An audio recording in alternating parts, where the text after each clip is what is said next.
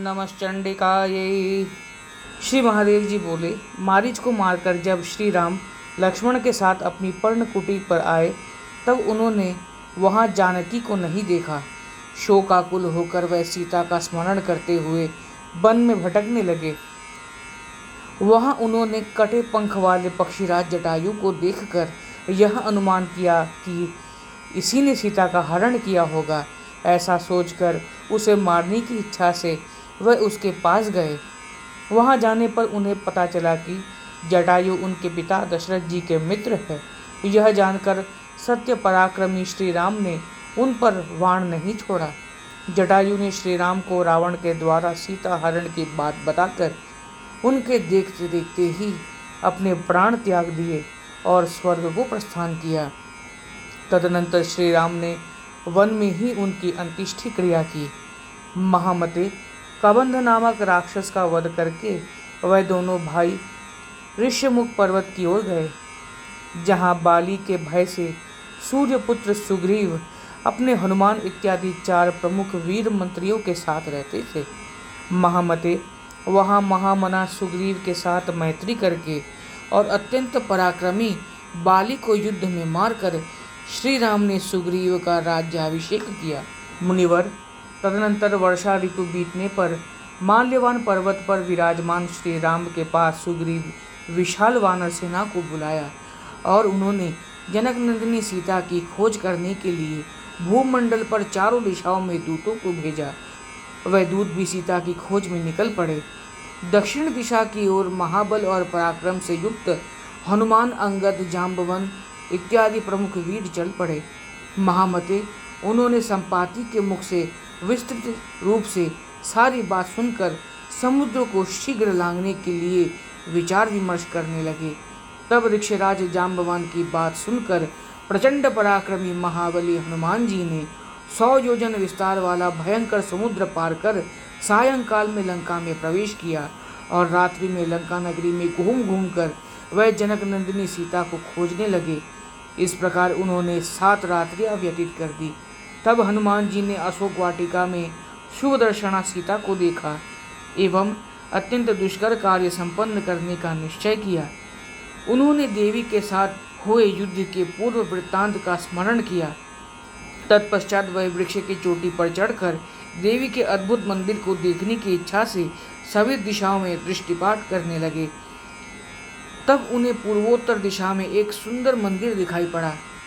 उस स्वर्ण रचित मंदिर में मणिमाणिक के जड़े हुए थे और उसके ऊपर सिंह ध्वज लहरा रहा था।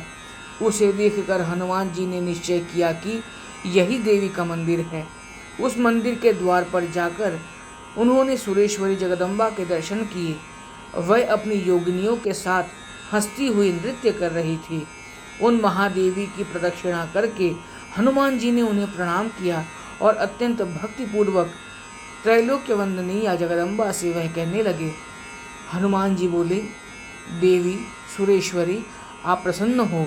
मैं श्री राम का अनुचर हूँ और जानकी रूप से अवतरित लक्ष्मी को ढूंढने में यहाँ आया हूँ। शिवे, आपकी ही प्रेरणा से दुरात्मा राक्षस राज रावण का वध करने हेतु भगवान विष्णु ने मनुष्य रूप में अवतार ग्रहण किया है। मैं ही शिव हूँ और पृथ्वी पर वानर रूप में उत्पन्न होकर आपके आज्ञानुसार श्री राम की सहायता करने के लिए आया हूँ। आपने ऐसा पहले कहा था कि मैं जब जंगल में जाऊँगा तब आप इस नगरी का परित्याग करके अपने लोक को प्रस्थान कर जाएंगी। इसलिए महादेवी, अब आप इस नगरी का त्याग कर दे, उस दुर्धर्ष रावण का विनाश करें और इस चराचर जगत की रक्षा करें। श्री देवी जी बोली, वानर श्रेष्ठ, रावण द्वारा सीता के अपमान से मैं रुष्ट हूँ। पुरुष श्रेष्ठ, मैंने पहले ही लंका को त्यागने का विचार कर दिया था। वानर श्रेष्ठ, आपसे यह बात सुनने के लिए ही मैं अब तक रावण की नगरी में स्थित हूँ। अब आपके कथन अनुसार मैं इस लंकापुरी का त्याग कर रही हूँ। श्री महादेव जी बोले, मुनि श्रेष्ठ, ऐसा कहकर वह महेश्वरी भवानी हनुमान जी के देखते देखते ही सहसा लंका का त्याग करके अंतर्ध्यान हो गई।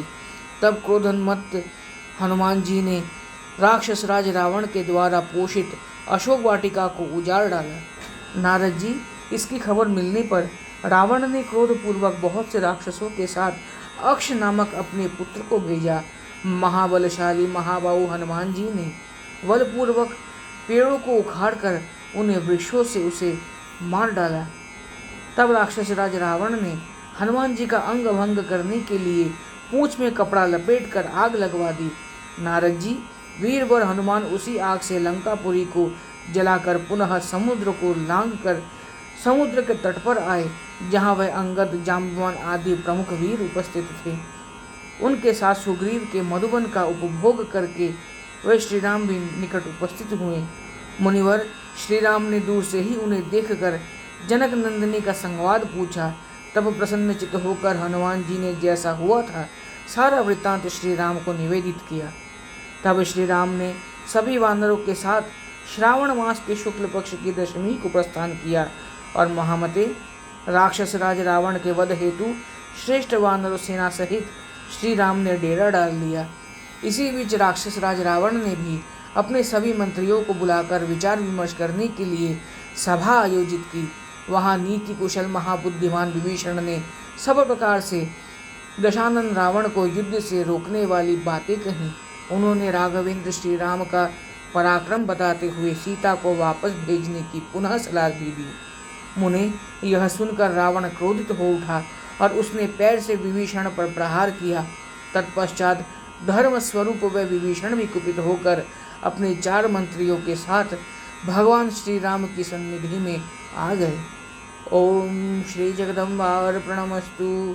ओम नमः चंडिकायै।